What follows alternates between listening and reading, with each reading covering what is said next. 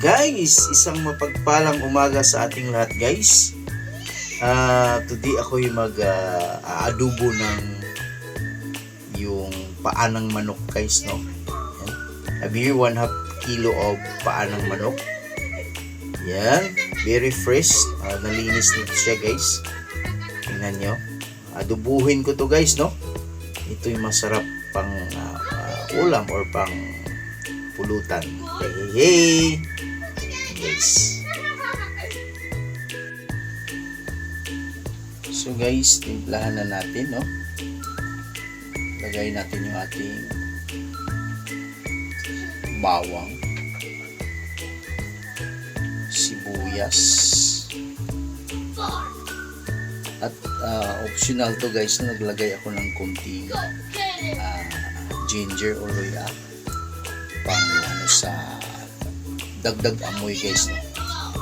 Pabango.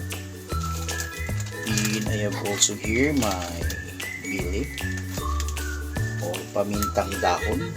Yan. Yan.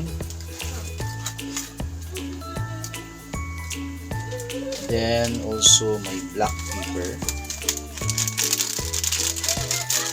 Okay.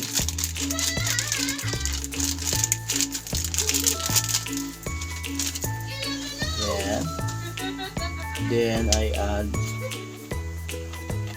vinegar.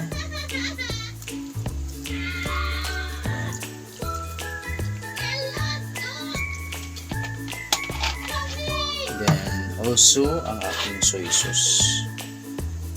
Yan. So palambutin natin to, guys. Medium heat lang ako.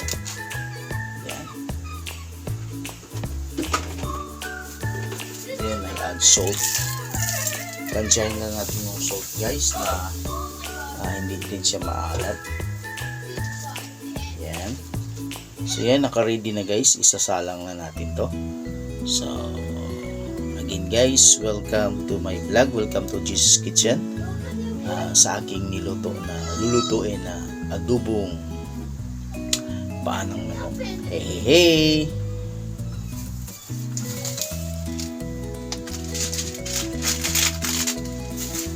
Then lagay tayo ng kunting Maggi Magic Sarap pang dagdag lasa, guys.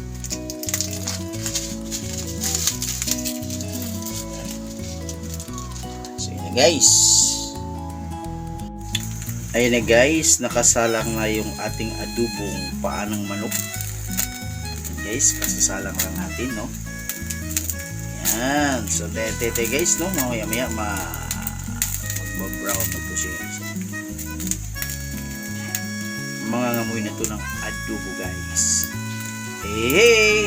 Ayan, guys, yung ating adobong paa ng manok. So malapit na to siya maluto, guys, no? Yan.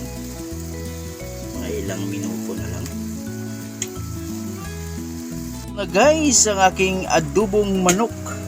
Umuusok-usok pa, guys, oh. Ang sarap ng amoy, guys, no? Sa aking adobong manok, paa ng manok, guys. Hey!